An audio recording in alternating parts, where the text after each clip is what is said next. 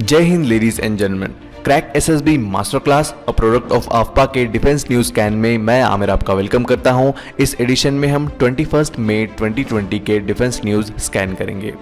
हर बार की तरह इस एडिशन में भी हम टॉप 2 न्यूज स्कैन करेंगे जिनकी इन्फॉर्मेशन आप ग्रुप डिस्कशन और लेक्चरेट में यूज कर सकते हो और अपने ड्रीम इंस्टीट्यूशन के बारे में और डिटेल में जान सकते हो। So without any further adieu let's start the first news. According to several media reports, eastern Ladakh में सिचुएटेड पैंगोंग त्सो लेक पर चाइना ने अपनी बोट पेट्रोल्स की संख्या बढ़ा दी है। रिसेंटली इंडिया और चाइना की आर्मीज के बीच कन्फ्रंटेशंस रजिस्टर की गई थी।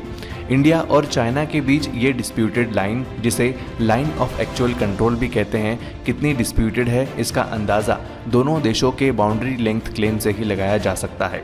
According to India LAC 3488 kilometre long है, वहीं चाइना मानता है ये 2000 किलोमीटर लॉन्ग है। इन्हीं मतभेदों के कारण इस तरह के कन्फ्रंटेशंस दोनों आर्मी के बीच देखे जा सकते हैं और पैंगोंग त्सो में ये अक्सर देखा गया है। आज के एडिशन में चलिए स्कैन करते हैं ऐसा क्या है पैंगोंग त्सो में जो दोनों देश स्ट्रेटेजिकली इसे इतना इम्पोर्टेंस देते हैं। ये एक नैरो, डीप और लैंड लॉक्ड लेक है जो लद्दाख हिमालयस पर 14,000 फीट पर सिचुएटेड है।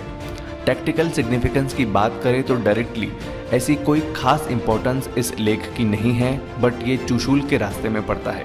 अगर इन केस चाइना को इंडिया पर अटैक करना है तो वो चुशूल से होकर अटैक करेगा। 1962 वॉर में भी चाइना ने यहीं से अटैक किया था। इस लेक के नॉर्थ साइड में सिचुएटेड है धन सिंह थापा पोस्ट। मेजर धन सिंह थापा परमवीर चक्र के नाम पर इस पोस्ट का नामकरण किया गया है, जिन्होंने 1962 में चुशूल एयरफील्ड की रक्षा की थी।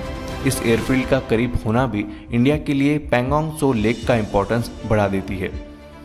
चाइना ने मोटरेबल रोड्स भी बनाए हैं इस रीजन में। इवन 1999 में कारगिल के समय जब ट्रूप्स कारगिल की तरफ डाइवर्ट किए गए थे, चाइना ने इंडियन टेरिटरी में 5 किलोमीटर तक रोड को एक्सटेंड कर लिया था। इसी बात से चाइना के एंड से इस टेरिटरी का इंपॉर्टेंस क्लियर होता है। लेक के नॉर्दर्न साइड में 8 बैरन माउंटेन्स है। इन बैरन माउंटेन्स को फिंगर्स कहा जाता है। फिंगर 1 इंडिया की साइड से शुरू होती है। इंडिया का क्लेम है कि फिंगर 8 तक LAC है, लेकिन इंडिया फिर भी फिंगर 4 तक का एरिया फिजिकली कंट्रोल करता है। लेकिन चाइना फिंगर 2 तक अपना एरिया मानता है। चाइना मानता है कि फिंगर 2 से LAC पास होती है। चाइनीज सोल्जर्स फिंगर 2 तक आते हैं क्योंकि यहाँ आने से पहले तक उनके व्हीकल्स के लिए कोई टर्निंग पॉइंट नहीं है।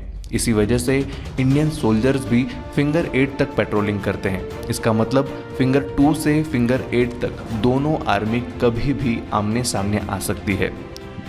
इस महीने यानी मई के फर्स्ट वीक में भी ऐसा ही हुआ। फिंगर 5 पर दोनों आर्मीज आमने सामने आई और बात बिगड़ गई।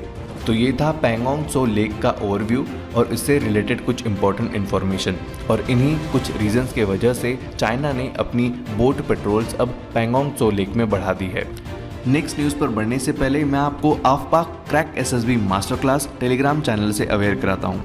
ये एक ऑनलाइन इंटरेक्शन प्लेटफॉर्म है जहाँ आप एक्स SSB असेसर से अपनी क्वेरी और अपने क्वेश्चंस पूछ सकते हो, जिसका आंसर आपको वीडियो के थ्रू मिलेगा। इस चैनल की लिंक मैंने डिस्क्रिप्शन में प्रोवाइड कर दी है, जिस पर क्लिक करके आप इस चैनल का हिस्सा बन सकते हैं। इस चैनल का नाम है आफ्पा crack SSB master class.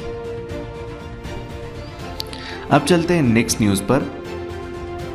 Indian navy ने पॉइंट आउट किया है कि हिंदुस्तान एरोनॉटिक्स लिमिटेड को सारी रिक्वायरमेंट्स पता होने के बाद भी 2003 से अब तक हिंदुस्तान एरोनॉटिक्स लिमिटेड ने नेवी को शिप बॉर्न हेलीकॉप्टर प्रोवाइड नहीं किया है। लास्ट 7 ईयर्स में नेवी के 5 चेतक हेलीकॉप्टर्स क्रैश हुए हैं और तो और धीरे धीरे इन ऑपरेशनल हेलीकॉप्टर्स की लाइफ खत्म हो रही है, जिससे advance light helicopter Indian navy की ग्रेव नीड बन चुका है, जिसे 2024-25 तक किसी भी तरह पूरी करनी चाहिए। ऐसे में इंडिजीनियस कंपनी होने का फ़ायदा उठा के HAL किसी तरह से नेवल यूटिलिटी हेलीकॉप्टर के कॉम्पिटिटर्स लिस्ट में तो आ गया है, लेकिन सवाल उठता है क्या HAL सच में अपनी उम्मीदों पर खरा उतर सकता है या नहीं। इस पर नेवी ने भी क्वेश्चन मार्क लगा दिया है। आगे हम कुछ पॉइंट्स डिस्कस करेंगे जिस पर नेवल एक्सपर्ट्स ने अपना कंसर्न रेज किया है। जनरली देखा जाए तो एक fully equipped advance light helicopter की कॉस्ट 13 मिलियन यूएस डॉलर्स से स्टार्ट होती है। वहीं HAL 16 million US dollars claim कर रहा है, और वो भी तब जब HAL को ALH नीश में खुद को प्रूव करना अभी बाकी है। डेडलाइन मिस करने वाली बात तो अब किसी से छुपी नहीं है, लेकिन इस केस में किसी भी तरह का डिले बर्दाश्त नहीं किया जा सकता। कंसिडर कीजिए, अगर ये कॉन्ट्रैक्ट HAL को मिलता भी है तब भी HAL को सिर्फ प्रोसीजर सेटअप करने के लिए 2 ईयर लग जाएंगे।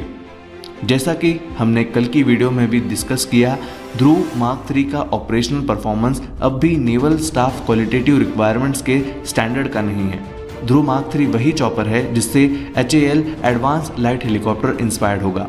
नो डाउट HAL को मौका देना चाहिए, ये इंडिया के लिए लॉन्ग टर्म काफ़ी बेनिफिशियल होगा, लेकिन इंडियन ओशन रीजन में बढ़ते चाइनीज़ इन्फ्लुएंस के चलते इंडिया को आत्मनिर्भरता के अलावा नेवल नीड्स को टाइम पर पूरी करने पर भी ध्यान देना होगा और स्ट्रेटेजिकली इम्पोर्टेंट डिसीजन भी लेने होंगे।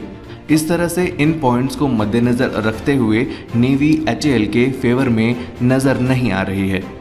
तो लेडीज़ एंड जेंटलमैन, आज के एडिशन में इतना ही।